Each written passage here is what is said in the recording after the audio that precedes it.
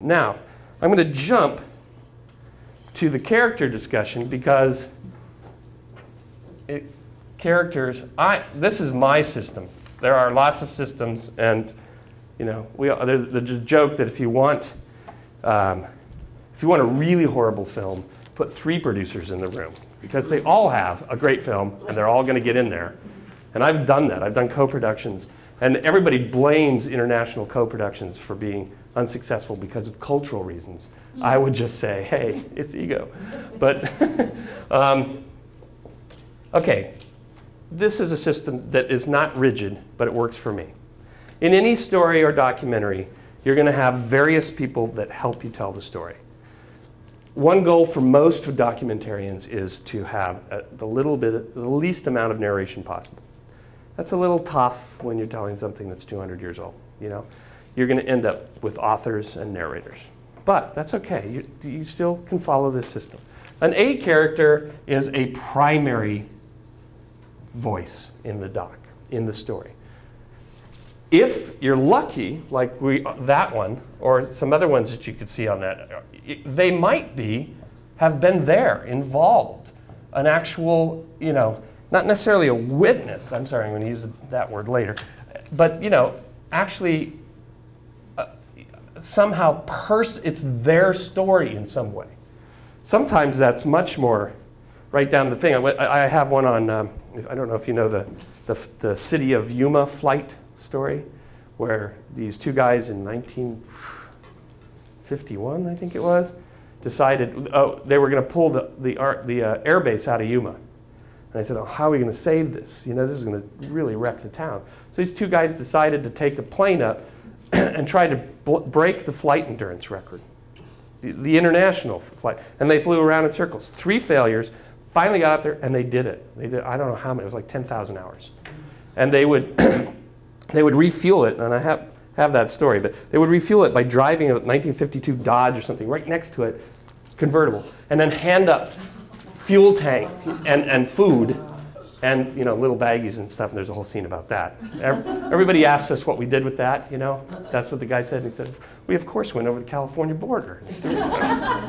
True Arizona. But they got so lucky because there was film, there were photographs, and they were all alive. And they had found the plane, which had gone to like Minnesota, and they bought it and they brought it back and restored it. And guess what? There's still an air base there. So I was going to show you that, but there's no conflict there. Well, the conflict is, can they make it? But it wasn't a debate-oriented story. But those people were directly involved. So if you can find that, fine. But with history, sometimes it's a really passionate author or historian, that is your primary source. They have a glint in their eye that they care. They weren't there because they're not 135, but they can still tell that story, and they pop up several places.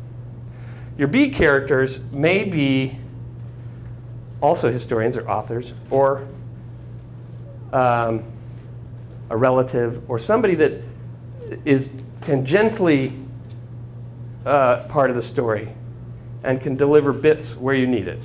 The guy that oversees the dam and has for 30 years but wasn't there when they built it. He's not going to help you tell the building story, but he loves the dam, the Glen Canyon, and he's going to say, this is the heart of our community.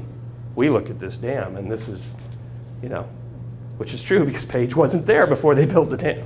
So he gives you, and he can come in at the end and say, there are 2 sides to this story, but for us, it's still important. So this gets a little vague. So he's a secondary voice that can come in a couple of times and help you tell parts, but not the whole story.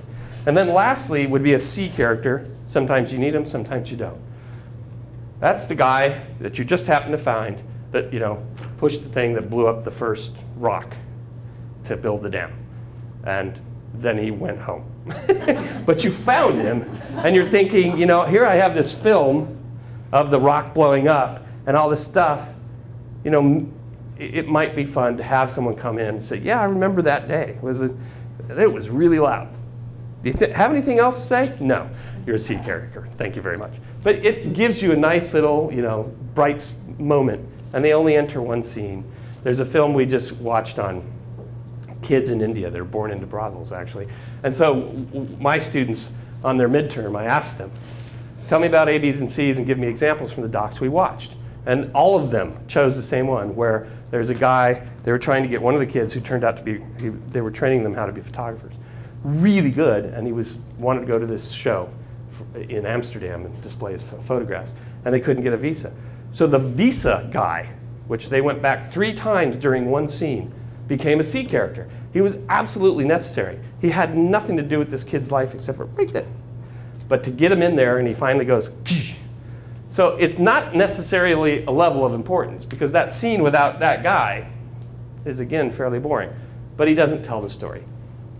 So think about, when you're thinking about the characters or your storytellers, that's just a way to kind of structure them. And I will tell you, you will go out and do what you think is your A and find out that your B becomes your A. I mean, I went out and did Sinking the Lusitania. It's been a long time finding the best voice. Here's this guy that knows the whole story.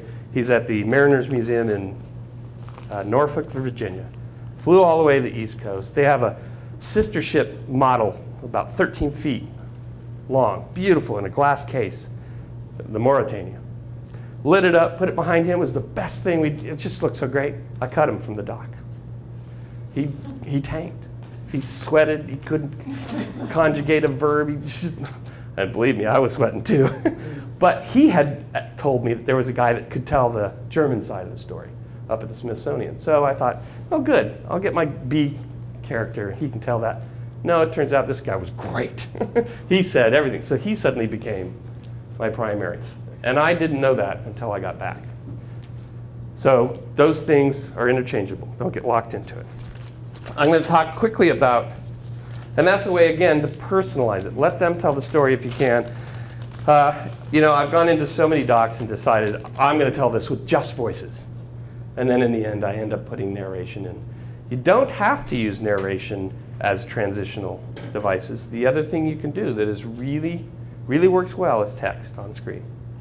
If you need to transition, if you need to kind of subliminally tell the people, okay, we're done with that scene, we're going on to the next one. Fade to black, and then you put the proclamation. You know, January 1, 1987. Dissolve, come up, you're in a new scene. Instead of having the narrator say, then in January. But that's a whole different style, and you can't just use it once. You have to use it a couple of times so that the style of the piece hangs together. I was going to talk about music and graphics. You know, there's some graphics in there, but they're not very heavy. And I think generally, because of academia and because you're trying to set up a real fact-based trust between the audience and the filmmaker, a lot of snazzy graphics tend to muddy that. And you know, I've been surprised. Most of the kids I've been teaching aren't interested in that. And yet nowadays you have templates and you can easily make them off, you know. But you see, and then it's funny, just describing it makes you laugh. But there are appropriate places for graphics. Don't over-graphic, especially in history. They frown upon that. And then music, we used music. I've always thought, if you have to force me to feel something through music, then my writing and visuals really suck. Because you should already be feeling that. And then I put a little something under to give it an atmosphere. You know, and I think Steve did a fairly well job. He had some pretty spacey music in the middle there. I don't know if you noticed, it was kind of Earps and Eeps and Brian Eno or something.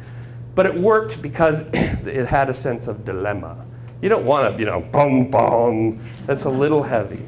So choose it, keep it low, you know. Unless you're doing something really silly and fun, and you can, you know, then you can get zany music, and that tells you time to be silly.